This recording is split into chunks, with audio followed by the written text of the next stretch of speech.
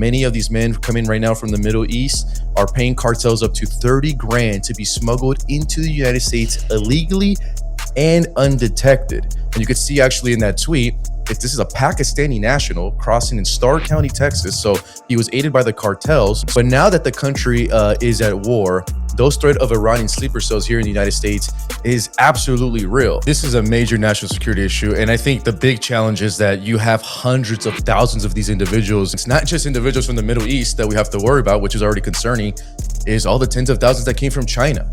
What's going on, y'all?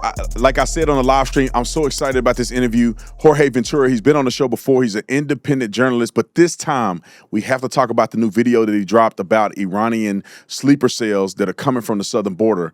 Look at this clip.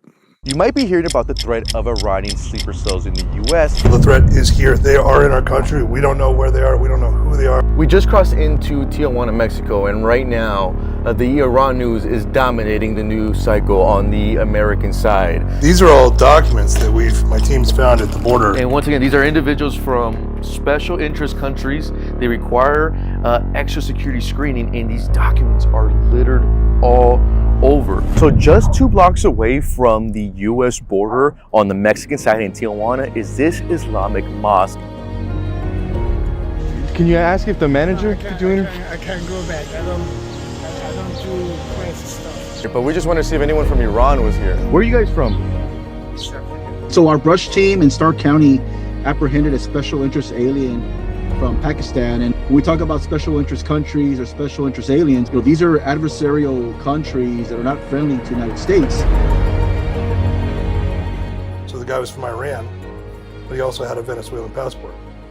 So these countries will work together to get bad guys into areas like the United States. What a tremendous little docu-series that Jorge Ventura did it. And he's an independent journalist, so he's doing this stuff himself, right? Not a big organization, big conglomerate that got millions and millions of dollars. And so he's doing it himself. And before I get Jorge on the show, I want you guys to support him. His Venmo link will be in the description section. Go and support your journalists.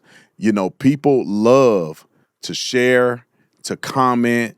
And I see it on Jorge's page and most people I know's page. What a great job you're doing. Thank you for saving the country. Thank you for doing something.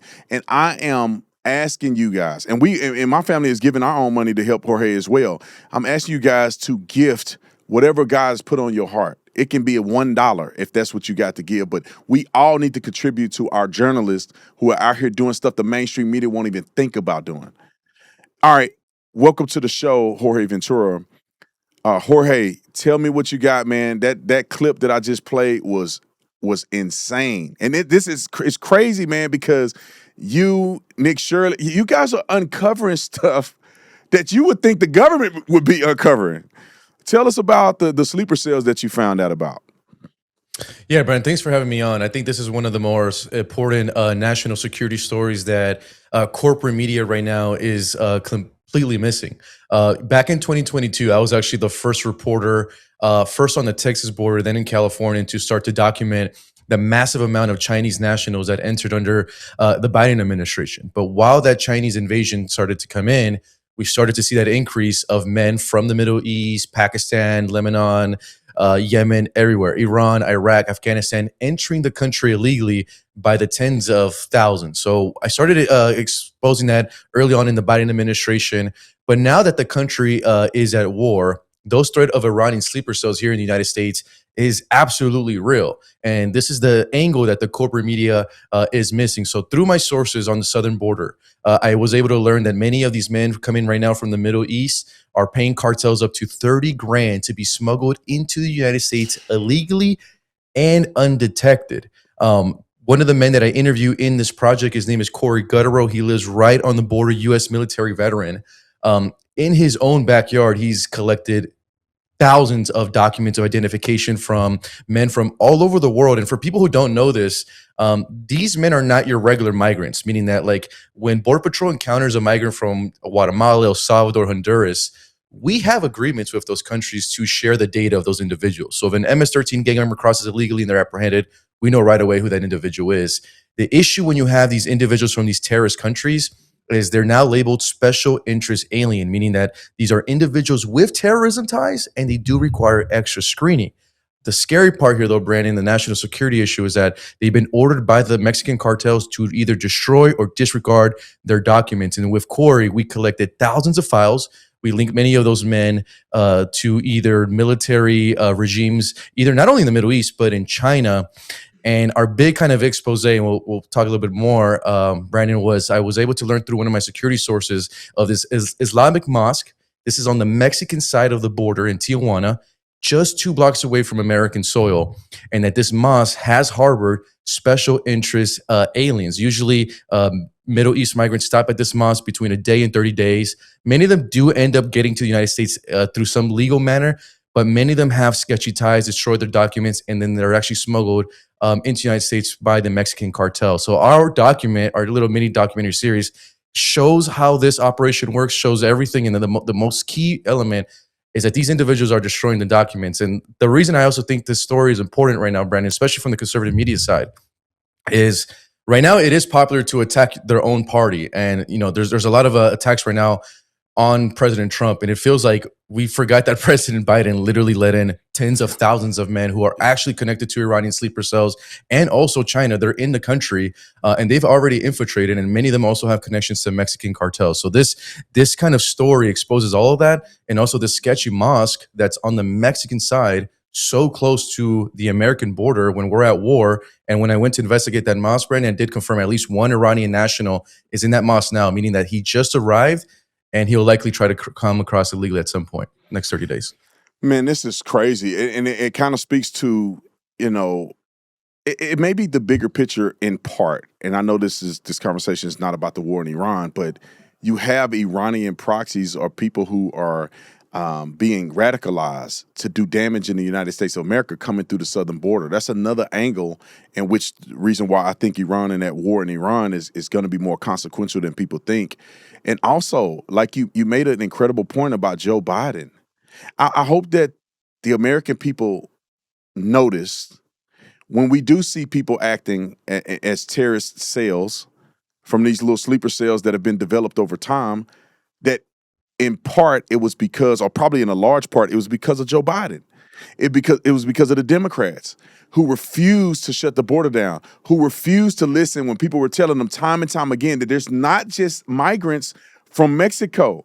There are terrorists. There are people coming from Africa. There are people coming from China. Like this is an invasion that is perpetuated until the right time to act, and then they go out and act a fool or do whatever they're going to do. And what's actually kind of crazy, Brandon, is under Mayorkas, DHS Secretary Mayorkas, we let in hundreds of thousands of Iranian sleeper cells. He lasted longer than DHS Kristi Noem. And I'm not the biggest Kristi Noem fan, but she wasn't allowing sleeper cells into the United States. The other kind of key element here, Brandon, I think I gave this tweet to your producers, is the same day I was in California filming, I was actually speaking with a Texas DPS sheriff on the Texas border. Yeah, that's a tweet. That same day that I was in California, that sheriff tells me, he said, "Hey, Jorge, I just apprehended a special interest alien in South Texas. Now that we're in war, this is concerning because this is really rare." And you could see actually in that tweet, this is a Pakistani national crossing in Starr County, Texas. So he was aided by the cartels. But what was interesting in our investigation, I was able to confirm with Chris Oliveras with Texas DPS, that Pakistani national was issued a permanent resident ID card from the Mexican government. So you also have the Mexican government in cahoots, getting these Middle Eastern migrants to travel legally through Mexico, and then eventually they'll pay the cartel to reach American soil. Another kind of key country in the story, Brandon, is Nicaragua. Nicaragua allows all these men from the Middle East to actually fly to Nicaragua visa-free. And then from there, human spoilers will coordinate their travel through Mexico and eventually to the United States. So multiple countries are involved, but the Mexican government is issuing these permanent residence IDs to Middle Eastern men, knowing that these Middle Eastern men are likely going to pay around 30 to 40 grand to the cartel to literally reach American soil. Not only that, they'll destroy their identification. So we have no idea who these men are, and we don't know where they are in this country. Dude, that's scary, man. That is scary. I mean, what is your confidence level in the Trump administration and what they're doing to combat these things? Because I don't know what they're doing, to be honest, because we're not often, or at least we're not often hearing what they're doing to attack the sleeper cell element.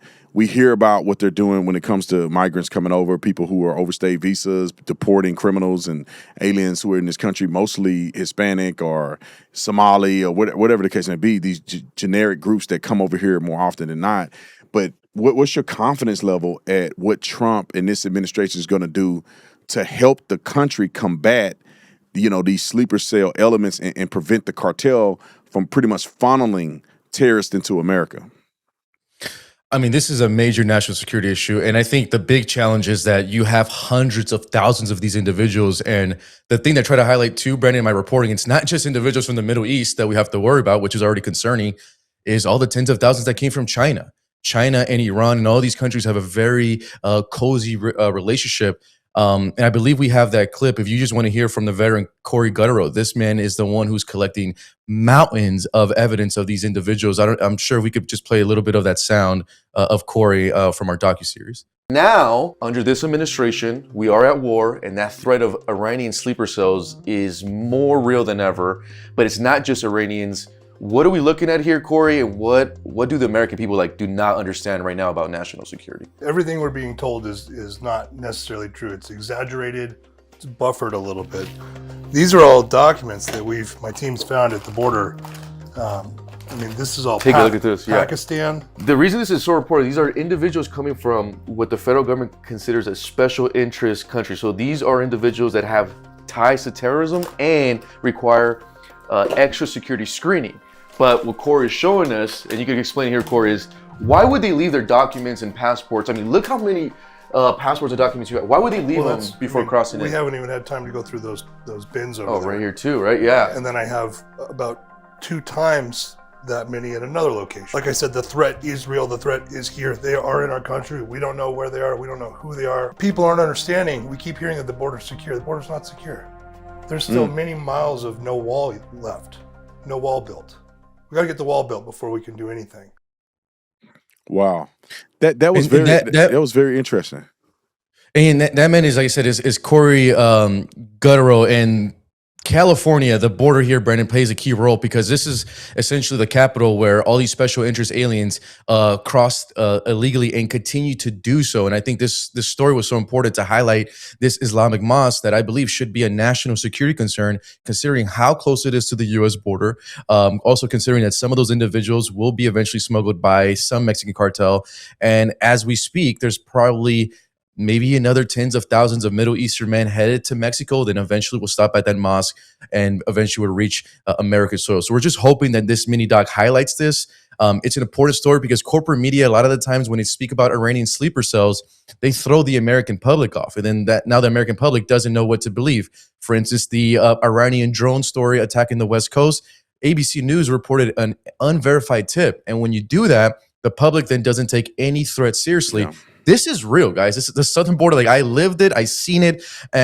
These men are here. The documentation is all there. And the Mexican government is also playing a massive role in this whole cover-up. So hopefully after this series, maybe Secretary Rubio starts to ask about that Islamic mosque, maybe putting more pressure on Sheinbaum to crack down on illegal immigration, especially coming from the Middle East right now. But also just want to highlight, we have to be also worried about all these Chinese men, Brandon, that enter too.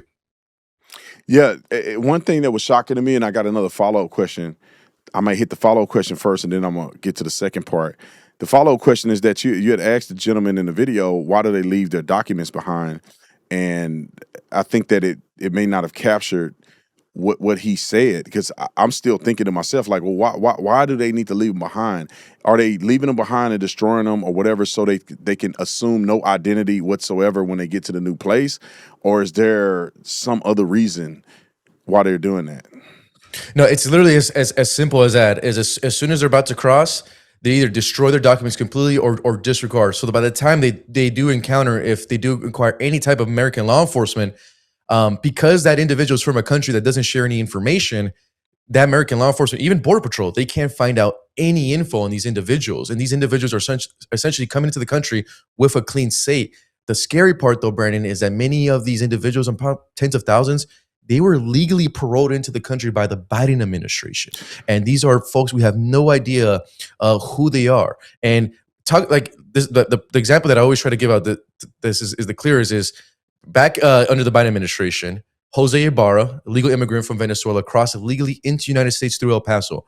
Border Patrol encountered Jose Ibarra. When they ran his background, nothing came up because Venezuela shares no information with the United States. 1 year later, Jose Ibarra kills Lincoln Riley in Georgia. It's that example times a million when you're talking about folks from the Middle East with sketchy travel patterns connected to Hezbollah, other terror groups, Al Qaeda, ISIS, and now we have the China element. I mean, it's literally just a disaster waiting to happen. And a lot of these countries have now cozy relationships with Mexican cartels. Just for this report, Brandon, when I went from San Isidro, that port of entry in San Diego, and walked over to Tijuana, Mexico, normally when you go through that port of entry, all the signage is in English, right? Because it's Americans going into Mexico. Now when I walk in, half of the signage is now in Mandarin. So Mexico is really cozying up to this growing Chinese population on the southern border. And once again, they don't share any information with the US. So when they destroy these documents, we do not know who these people are. And these are people who hate the United States. And now that we're at war, these are actual real sleeper cells, not the one that corporate media is talking about and dismissing. Yeah. Also, Jorge, I think it's interesting that people may not understand this. As a law enforcement officer, it does create an incredibly dangerous and scary situation for us because these people are not, when they get past the border, they're now into the interior of the city or interior of the country, interior of the state, and they end up encountering law enforcement. And there's been times in the past when I was a cop and I go to run somebody's name, and of course they got 6 names or something crazy, and they're nowhere in the system. And you think to yourself, who could this person be? This person is cleared in our country, no documentation. Maybe this person's a murderer. And I would never know. They may think I know and react to me, but I would never know because we can't find a lick of evidence on people that are not in the system in the United States of America. And I'm glad you clarified that because it does make sense that they get the identification, certifies them in another state to be a permanent resident or whatever case to be, and then they get rid of the documentation because they needed it to function in the state or to get wherever they're going, to go back and forward until they're ready to enter, delete it. They're pretty much an anonymous person. And that's why I feel like this is the real story when it comes to the national security and Iranian sleeper cells. Corporate media is completely missing this one. I also even think conservative media is missing this one. It's almost like we just completely forgot that Joe Biden was president for 4 years and he literally let the whole world into the United States. It was it's almost like that just never happened, which I just don't understand. So this is one that we're trying to highlight. And I think whether you're on the left or the right, you don't want these people in your country, especially by the tens of thousands, special interests. Even in our report, I highlight everyone to go watch it. You're going to hear from the Texas Sheriff, Chris Oliveira, saying, hey, these is a high insecurity situation. And he was very alarmed that these special interest aliens are now getting these resident permit IDs from Mexico. So the Mexican government playing a huge role in this human smuggling. And there's always that cartel connection because these Middle Eastern to Chinese migrants are willing to pay up to 30 to 40 grand to be smuggled. So these individuals are getting the first class treatment in a way when they're smuggled into the United States. So I just want to say thank you, Brandon, for having me on because I think this is one of the bigger stories that we need to kind of keep hammering. Yeah, Jorge, anytime, man. I mean, you're on the ground doing the Lord's work, man, doing a great job, dude. I'm saying this. I know I probably shouldn't say this on the podcast, man, but I'm proud of you, man. My wife talks about you all the time, man. I remember when you first started. My wife is always like, man, you see Jorge he's doing his thing. He really blowing up to be a real journalist. I mean, dude, you are top tier. You're not just on fly by night. You're independent, but you're top tier. That documentary a docuseries that you're doing, dude, that is top tier information, verified, not fear mongering, not none of this salacious stuff. This is real, authentic journalism. Where do people go and find that video or that docuseries you put out? Well, I just want to say, Brandon, thank you for the kind words, bro. That honestly just means a lot, man to man. You and your wife have been just such big supporters in getting my journalism out there. So Really, really grateful for you guys. Really recommend everyone to go on YouTube. It's right there, Ventura Reports. We're going to have a bunch of new documentaries coming up on that YouTube channel. And also find me on Instagram, Jorge Ventura TV. We're going to have a bunch of new updates. And actually, Brandon, my next story, we have already filmed it. We're highlighting the missing persons crisis in Mexico, where the cartel is kidnapping young men and women every day. There's about 100,000 missing people in Mexico.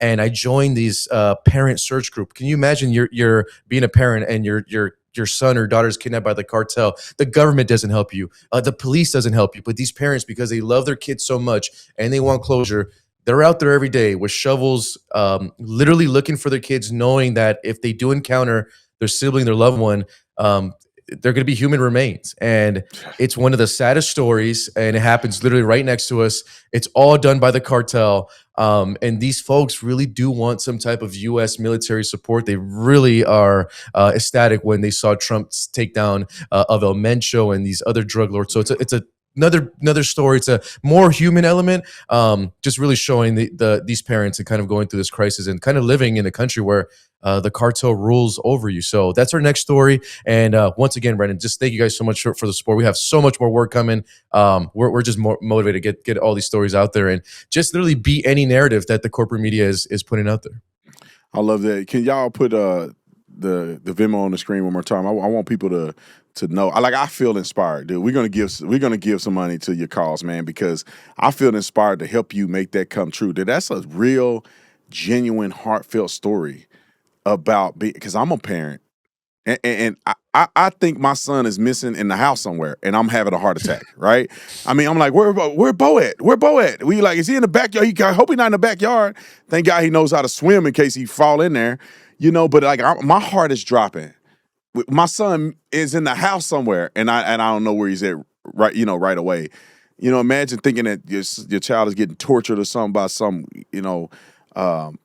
heartless thug, or these people are animals, man. I've seen them cartel videos that are banned, and dude, these people cut people's heads off and shoot them to death and chainsaw people in half, and I mean it's a brutal scenario, brutal situation. But man, I want you to be safe out here. And for those of you who are watching as well, please support his Venmo. That's how Jorge is allowed to continue to do what he's doing. And then there's another side of it, and that is security. I think the more you do it, just like Nick Shirley, you're going to need security. And if you guys want to support security to help Jorge in his mission, go to Black Line Guardian Fund. It's Black Line Guardian Fund. You can scan the QR code, pause the screen if you need to, but Black Line Guardian Fund, proceeds from there go exclusively to security. So it's not like we dishing it out and people getting this and then that. No, it goes to security for the people who need it the most. But Jorge, thank you so much for coming on, brother. Always a great interview. Anytime, you're welcome back. I'm sure we all would love to hear from you, especially with the things that you're discovering doing your journalism. Awesome. Thank you, Brandon, so much. All right, God bless you. All right, ladies and gentlemen, another great interview. Man, Jorge is doing the Lord's work. And I'm not just saying that just to be saying it. Like, I think that what he does is just as or more valuable than just about anything you can do for your country. Some people go to war and they put their life on the line. Yeah, that's valuable for our freedoms. But also discovering and uncovering things that the government won't show, the government are not interested in, but we should be interested in, that we are affected by. It's just as important because we all in America trying to do our best to make this thing happen. So God bless you guys. God bless America. Get the links in the description section. We'll see you on the next one. We're out.